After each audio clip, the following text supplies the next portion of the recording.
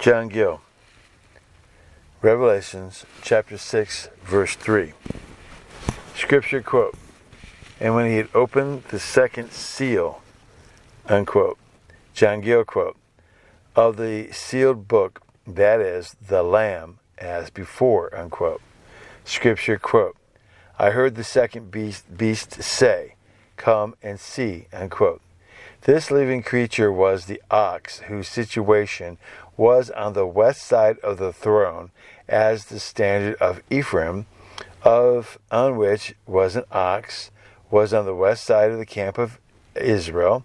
No mention is made of the noise of thunder, as before, the voice of the ox being lower than that of the lion, and this perhaps may point out a decrease in the gospel ministry to fix on any particular person, as with Grotius, that's Grotius, the evangelist Matthew, because he says, Matthew chapter 24, verse 7, reading from the King James Bible, quote, "For nation shall rise against nation, and kingdom against kingdom, and there shall be famine and pestilence and earthquake in divers places," unquote.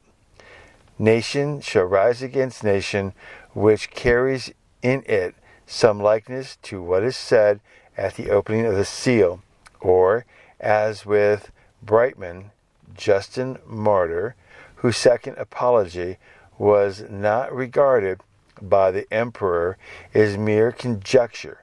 The ministers of the gospel are intended who lived under the seal, who, though they might not be strong and courageous like the lion or their predecessors, yet were like the ox, laborious in preaching and patient in suffering.